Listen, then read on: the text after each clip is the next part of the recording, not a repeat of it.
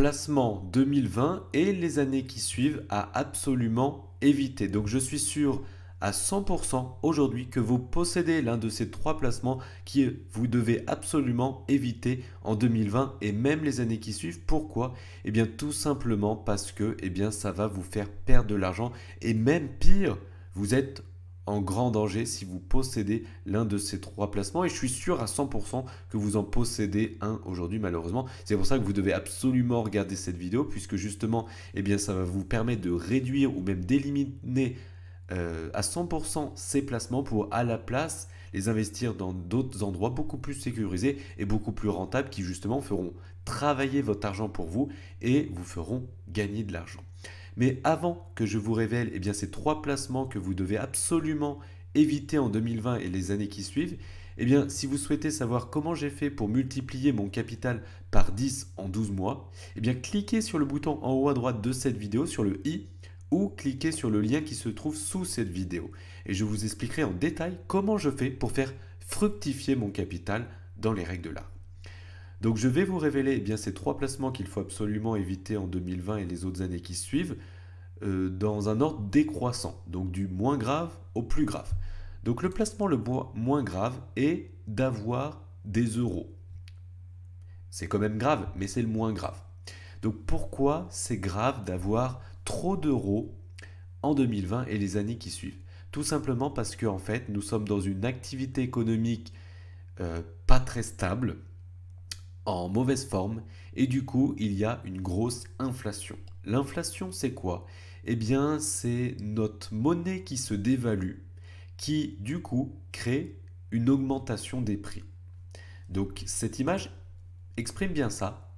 C'est-à-dire qu'en 1998, pour 20 euros, c'est-à-dire 131 francs, à l'époque, on pouvait remplir le caddie.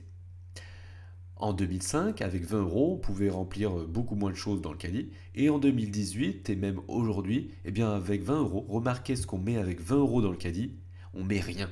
On met 2-3 articles. On met plus rien. Et ça veut dire quoi? Ça veut dire qu'avec toujours la même somme d'argent, on a de moins en moins de choses.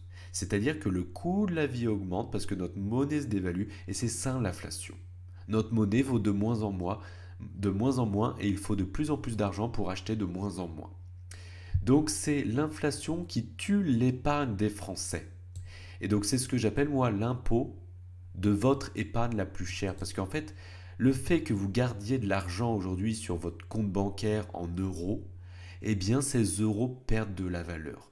Vous perdez du pouvoir d'achat. Vous avez autant d'euros même si vous le gardez pendant 10 ans, mais ces euros vaudront beaucoup moins dans 10 ans qu'aujourd'hui. Et c'est ça l'inflation. C'est un truc horrible parce que personne ne voit qu'on perd notre pouvoir d'achat, sauf les gilets jaunes. Mais c'est comme ça qu'on le comprend. Donc après, l'INSEE nous dit oui, il n'y a que 1 à 2% d'inflation, mais ça c'est totalement faux. Faux. Puisque si on prend les mêmes méthodes de calcul qu'ils utilisaient dans les années 80-90, il y a une étude indépendante qui a été faite en utilisant ces mêmes méthodes du calcul que l'INSEE utilisait à l'époque. Et cette étude nous montre qu'au final, l'inflation n'est pas 1 à 2% comme l'INSEE essaie de nous le faire croire, mais elle est de 5 à 6% par an. Puisque l'INSEE changent leur méthode de calcul chaque année pour que ce taux d'inflation soit de 1 à 2% par an. Mais la réalité, c'est 5-6% par an. C'est-à-dire que votre argent, qui est en euros, perd 5 à 6% par an de pouvoir d'achat sans que vous le remarquiez. Et ça veut dire quoi 5 à 6% par an? Ça veut dire que ne serait-ce que vous avez 10 000 euros en euros, dans 10 ans, vous allez perdre 40%, près de 40% de votre pouvoir d'achat. Ces 10 000 euros se transformeront en 6 000 euros dans 10 ans. Si vous laissez vos euros aujourd'hui, pendant 10 ans, vous allez perdre 40% de votre pouvoir d'achat.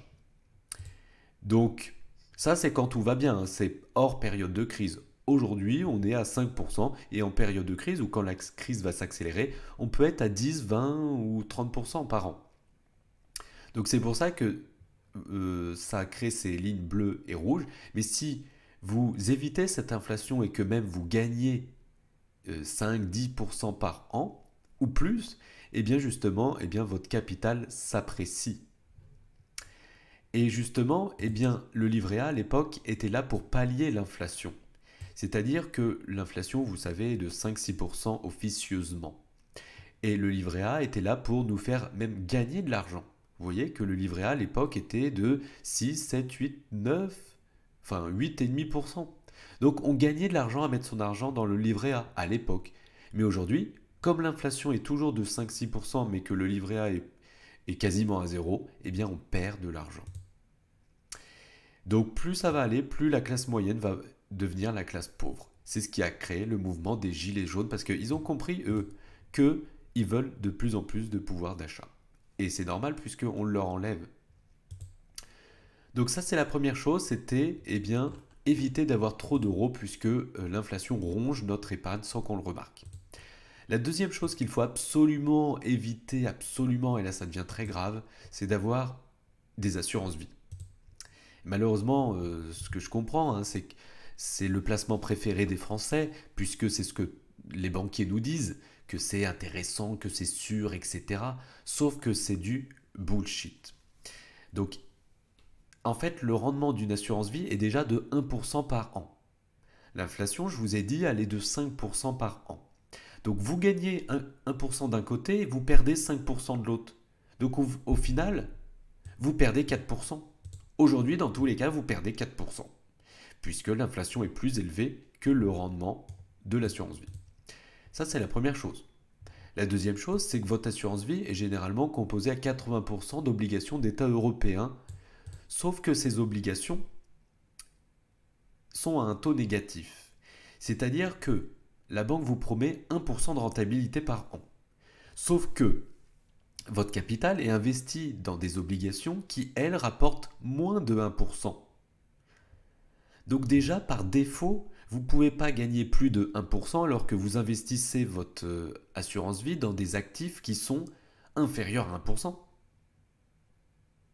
Donc, même s'il n'y a aucune inflation, dans tous les cas, vous perdez de l'argent aujourd'hui.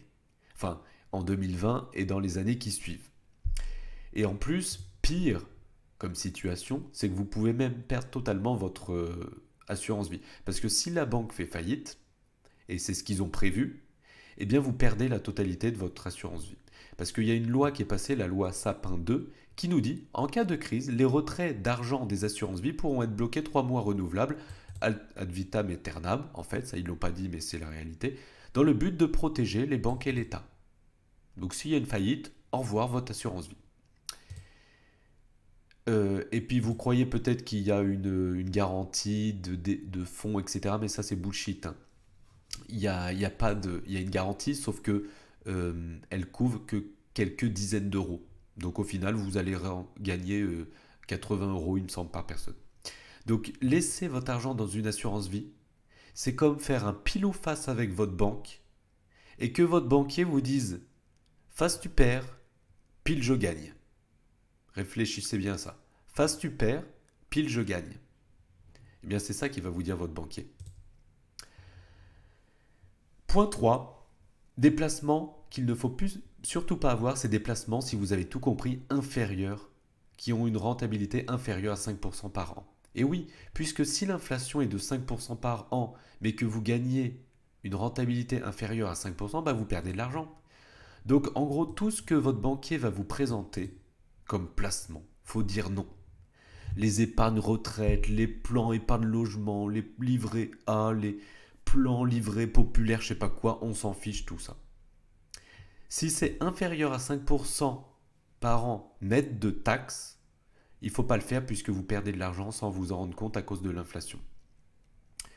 Et ce que j'adore, c'est cette image que j'ai trouvée sur internet, c'est les banques ont récolté 27 milliards d'euros en frais de découvert l'année dernière. Donc, autre façon de le dire, les banques ont volé 27 milliards d'euros à des personnes qui n'avaient pas d'argent. Donc, c'est leur métier aux banques, c'est de plumer les gens. Donc, s'il vous plaît, suivez ce que je viens de dire et investissez uniquement dans des placements qui rapportent beaucoup plus que 5% par an net de taxes. Donc, c'est pour ça que j'ai une formation qui va vous expliquer ça. Donc cliquez sur le bouton en haut à droite de cette vidéo ou le lien sous cette vidéo et je vous expliquerai comment faire fructifier votre argent simplement. À très bientôt et abonnez-vous pour ne plus louper mes vidéos. Ciao!